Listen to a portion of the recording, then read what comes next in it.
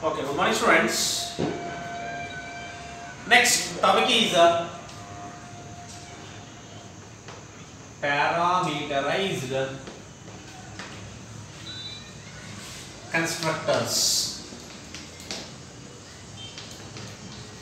ನಮಗೆ ಆಲ್ರೆಡಿ ಗೊತ್ತು there are three types of constructors. First one ಬಂದು default constructor, second one ಬಂದು parameterized constructor, next ಮೂರನೇದು ಬಂದು copy constructor. ಈಗ ಅದರಲ್ಲಿ ಸೆಕೆಂಡ್ ಒನ್ ಯಾವುದು?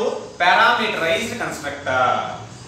A constructor that takes one or more argument. ಒಂದು ಕನ್ಸ್ಟ್ರಕ್ಟರ್ ಒಂದು ಅಥವಾ ಒಂದಕ್ಕಿಂತ ಜಾಸ್ತಿ ಆರ್ಗ್ಯುಮೆಂಟ್ಸ್ ನ ತಗೊಂಡ್ರೆ ಅದನ್ನೇ ನಾವೇನಂತ ಕರಿತೀವಿ ಅಂದ್ರೆ parameterized constructor. A constructor that takes one or more arguments is called parameterized constructors. What are the features of this parameterized constructor? ಏನು ಫೀಚರ್ಸ್ ಇರ್ತವೆ ಈ parameterized constructors ಗೆ? First one, the parameterized constructors can be overloaded. ಯಾವುದೇ parameter constructor ಆಗಿರಲಿ ಅದನ್ನ ನಾವು ಏನು ಮಾಡಬಹುದು ಅಂದ್ರೆ ಓವರ್ಲೋಡ್ ಮಾಡಬಹುದು. ಅಂದ್ರೆ ಸೇಮ್ ಕನ್ಸ್ಟ್ರಕ್ಟರ್ ನೇಮ್ ಎರಡು ಮೂರು ಕಡೆ ಯೂಸ್ ಮಾಡಬಹುದು, ಬಟ್ ಆರ್ಗ್ಯುಮೆಂಟ್ ಲಿಸ್ಟ್ ಡಿಫರೆಂಟ್ ಮಾಡ್ಕೋಬೇಕು. The parameterized constructors can be overloaded. Next, second one, the parameterized constructors can have default arguments and default values. ಯಾವುದಾದರೂ ಡಿಫಾಲ್ಟ್ ಆರ್ಗ್ಯುಮೆಂಟ್ಸ್ ನ ಬೇಕಾದರೂ ಯೂಸ್ ಮಾಡಬಹುದು ಅಥವಾ ಯಾವುದಾದರೂ ಡಿಫಾಲ್ಟ್ ವ್ಯಾಲ್ಯೂಸ್ ನ ಬೇಕಾದರೂ ನಾವು ಕೊಡಬಹುದು ಈ ಪ್ಯಾರಾಮೀಟರೈಸ್ ಕನ್ಸ್ಟ್ರಕ್ಟರ್ಸ್ ಗೆ. The parameterized constructors can have default arguments and default values. ಯಾವುದೇ ಡಿಫಾಲ್ಟ್ ವ್ಯಾಲ್ಯೂ ಆಗಿರಲಿ ಯಾವುದೇ ಡಿಫಾಲ್ಟ್ ಆರ್ಗ್ಯುಮೆಂಟ್ಸ್ ಆಗಿರಲಿ ಅದಕ್ಕೆ ನಾವು ಕೊಡಬಹುದು. ನೆಕ್ಸ್ಟ್ ಮೂರನೇದು ಬಂದು parameterized constructor with one argument can have.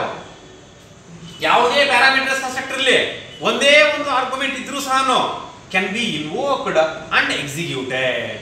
ಅದನ್ನು ಇನ್ವೋಕಿಂಗ್ ಮಾಡಿಕೊಂಡು ಅದನ್ನ ನಾವೇನ್ ಮಾಡಬಹುದು ಎಕ್ಸಿಕ್ಯೂಷನ್ ಮಾಡಬಹುದು.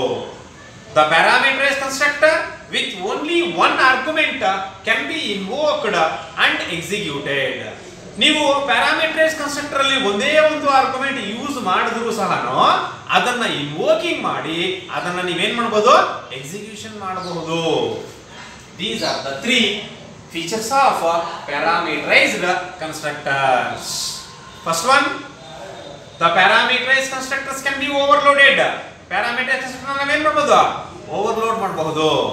ಎರಡನೇದು ಬಂದು the parameterized constructors can have default arguments and default values.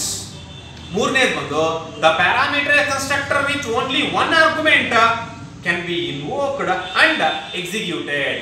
ಅದನ್ನ ಇನ್ವೋಕಿಂಗ್ ಮಾಡಬಹುದು ಜೊತೆಗೆ ಏನು ಮಾಡಬಹುದು ಎಕ್ಸಿಕ್ಯೂಷನ್ ಕೂಡ ಮಾಡಬಹುದು ಒಂದೇ ಆರ್ಗ್ಯುಮೆಂಟ್ ಇದ್ರೂ ಸಹ. Then what is the syntax of this parameterized constructor? Parameterized constructor ನಾವು ಯಾವ ತರ ಬರೀತೀವಿ? ಒಂದು ಸಿಂಟ್ಯಾಕ್ಸ್ ಬರೀ ಕ್ಲಾಸ್. ನೆಕ್ಸ್ಟ್ ಯಾವಾಗಲೂ ಏನು ಮಾಡ್ತೀವಿ class name opening brace private, next ಒಂದು public, class name or constructor name, class name or constructor name, argument list,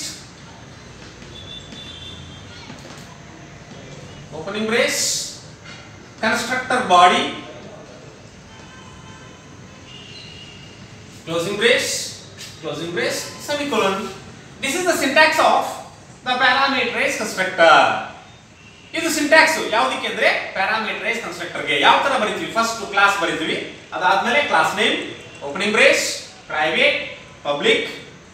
ಇಲ್ಲಿ ಏನ್ ಮಾಡಿದೀವಿ ನಾವು ಕ್ಲಾಸ್ ನೇಮು ಕನ್ಸ್ಟ್ರಕ್ಟರ್ ನೇಮು ಎರಡೂ ಒಂದೇ, ಆದ್ರಿಂದ ನಾನು ಕನ್ಸ್ಟ್ರಕ್ಟರ್ ನೇಮ್ ಅಂತ ಬರೆಯೋ ಬದಲು ಕ್ಲಾಸ್ ನೇಮ್ ಅಂತಾನೆ ಬರೆದಿದ್ದೀನಿ.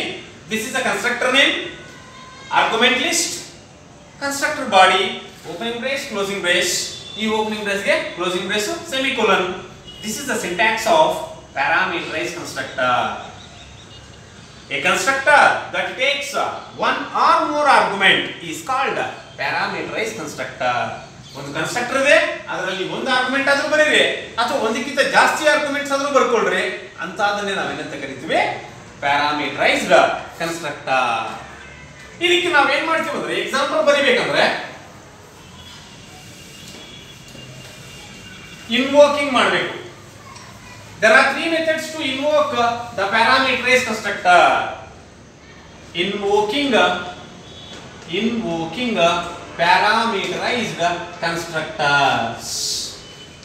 Invoking ಮಾಡ್ತಾ ಇದೀವಿ ನಾವು ಯಾವುದನ್ನ ಅಂದ್ರೆ parameterized constructors ನ. ಯಾವ ತರ invoking ಮಾಡಬಹುದು ನಾವು? There are three methods. First one is the implicit call.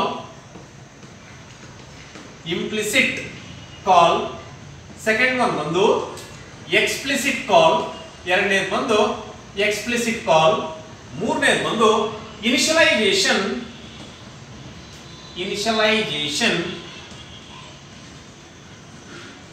at the time of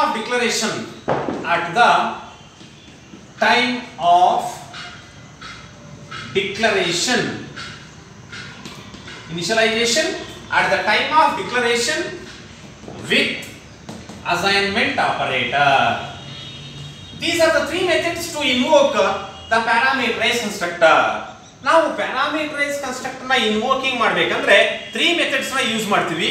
ಒಂದು by using the implicit call, ಎರಡನೇದು by using the explicit call, ಮೂರನೇದು ಬಂದು initialization at the time of declaration with the assignment operator.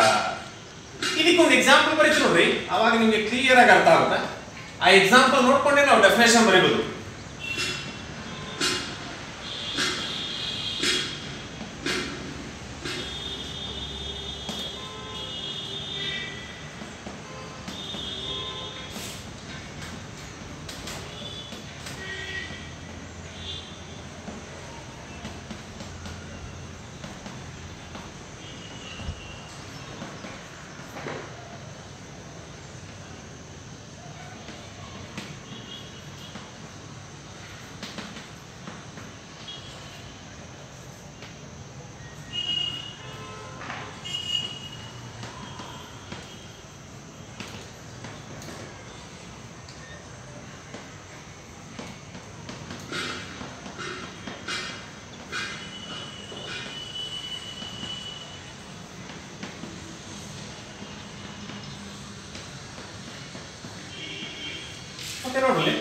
This is the invoking of parameterized constructor with the implicit call.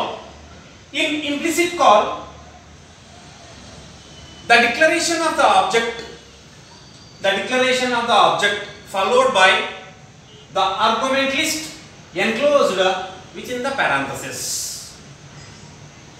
In implicit call, ಈ implicit call ಅಲ್ಲಿ ನಾವು ಯಾವ ತರ ಒಂದು invoking ಮಾಡ್ತೀವಿ ಅಂದ್ರೆ declaration of the object, test is the class name, t1 is an object name. Declaration of the object followed by the argument list enclosed within the parenthesis. ಈ ತರ ಬರೆದ್ರೆ ಇದನ್ನ ಏನಂತ ಕರಿತೀವಿ ಅಂದ್ರೆ implicit call. invoking ಮಾಡೋದು ಯಾವ ತರ ಅಂತ ಮೇನ್ ಇಲ್ಲೇ ಇದೆ definition.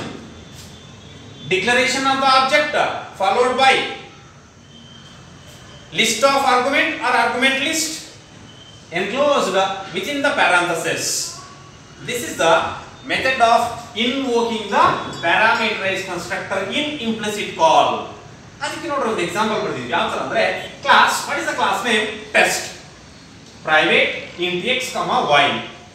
Public, this is the parameterized constructor. Class name is same name as the constructor name. ನೋಡ್ರಿ class name is the test. What is the constructor name? Test. These are the arguments.